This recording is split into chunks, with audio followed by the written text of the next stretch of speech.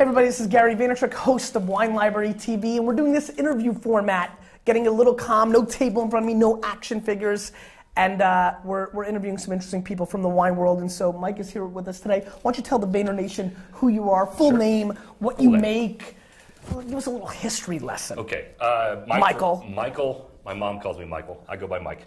Drash. I am the owner and winemaker. Drash? Drash, D-R-A-S-H. Did your friends like in high school call you Drash? That's like a great name. My dad was a principal too, so nice. Mr. Drash. Trash. Mr. Yeah. Trash. Yeah. That was great. Anyway, so I'm the owner and winemaker. Don't be scared of that sound. We're not scared of it. Keep going. I like it. All the camera people, they're much more professional than me. I'm used to the weird sounds and the AC, so go ahead. So, winemaker, owner of Tallulah Wines, based out of Napa. Real small brand. It's How many cases?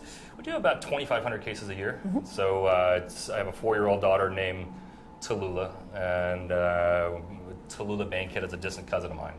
Is that right? Yeah, my great-great-great-grandmother was her aunt, but of course back in the South we're kind of all related. So it doesn't really count. But where were you born? I was born in Alabama, but I grew up in Memphis. Well, my family, 150 years of farming cotton and soybean and corn still now.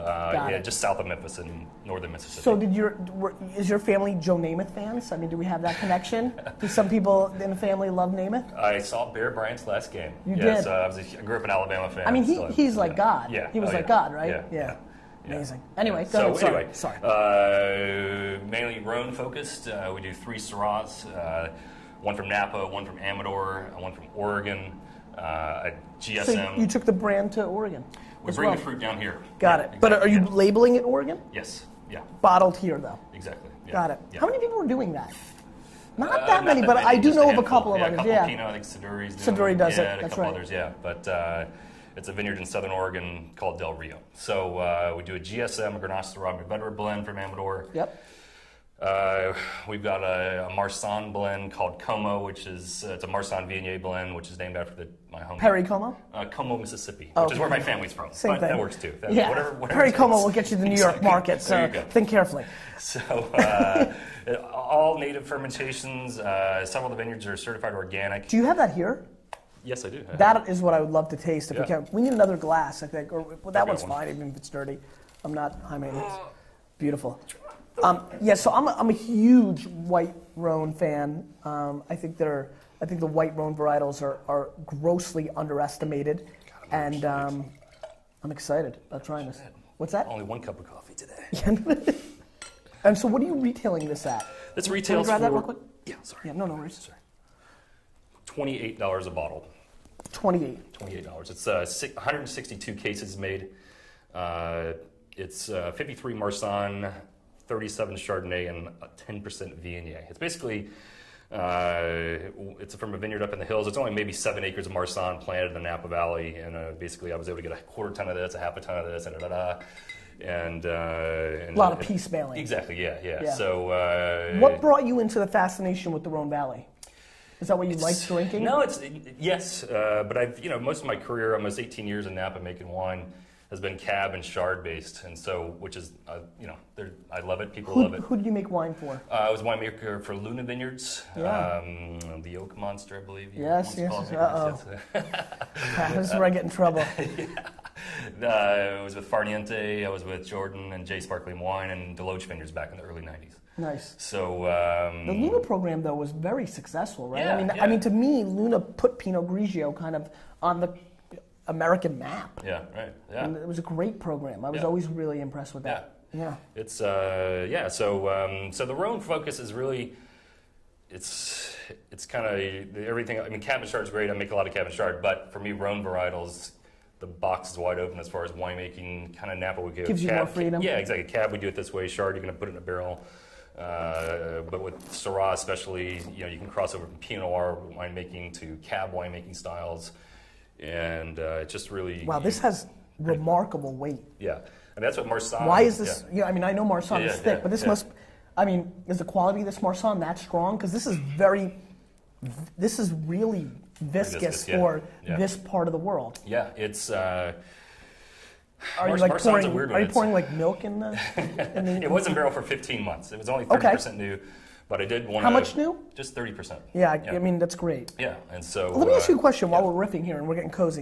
The new oak thing, I mean, what is your take on the percentage of new oak that that a lot of winemakers and wineries use? Do you think it's overdone? Do you think it's dangerous? Do you think it's good? What's your kind of take on that? Yeah, I mean, it's definitely, yeah. there's no doubt about it. I mean, it's tricky because, you can have wines that are, I've had wines that are 100% new oak and it doesn't scream new oak. And then you can get some that are 40% new oak. And I'm probably asking the wrong question because what I'm not painting, and I apologize, audience, I apologize to you sincerely, is that obviously there's a lot of different oaks. And so some oak is very aggressive and some is pretty subtle. So you could conceivably have a 100% new French oak product with very subtle oak that you're not going to taste it, whereas you might have 90% 2-year oak or 3-year oak from a very aggressive cooperage that's going to really come through. Right. Yeah.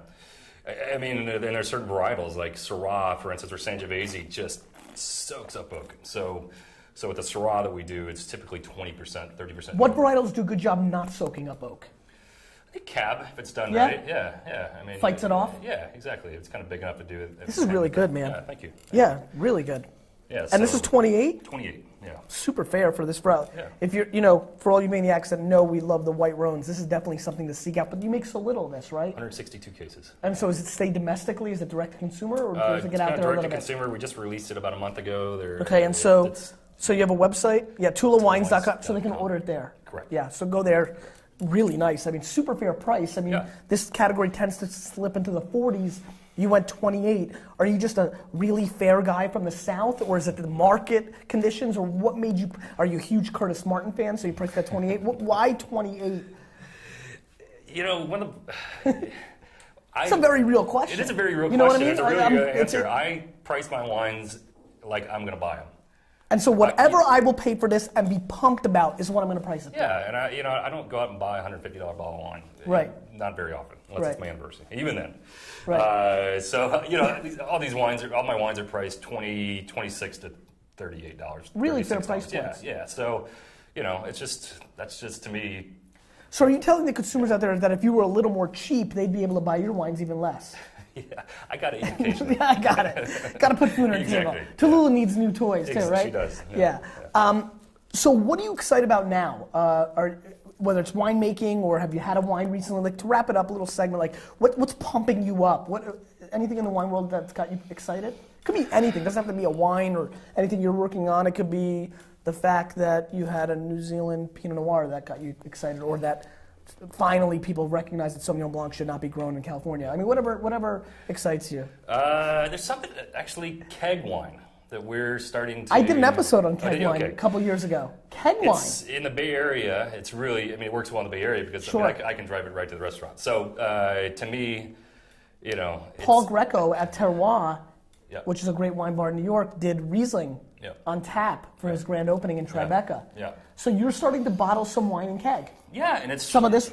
yes. No kidding. 2 blocks away from here. You can Is that right? pick them up, yeah. And so you're driving them to some of the restaurants in the city and wine bars, and they're tapping it up, huh? Yeah, exactly. And to me, it's number really one, it's cool. environmentally, you're not, putting it into glass, you're not corking it, you never get a corked wine. That's right. I've had wine on tap for 4 months on the same keg, and it's perfectly fine. So...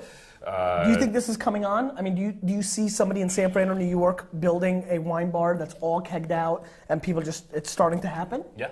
I do as well. I think it's coming. Yeah, and I was a little early 2 years ago when I did the show. I'm like, in 2 years, or maybe 6 years, but you think it's coming on? Yeah, it's just amazing. There are probably 20, 25 restaurants just in the Bay Area alone that are doing it, and several of those are doing it 100%. So, one day if I ever have a tasting room, I would love to have a kegger. Just the wine on tap. I love it. Because you have a partial bottle of wine in the day, you take home, you throw it out, or right? Cheers, man. So that's awesome. Yeah. Thank you so much. Yeah, really appreciate it, Mike. Take care. Thanks.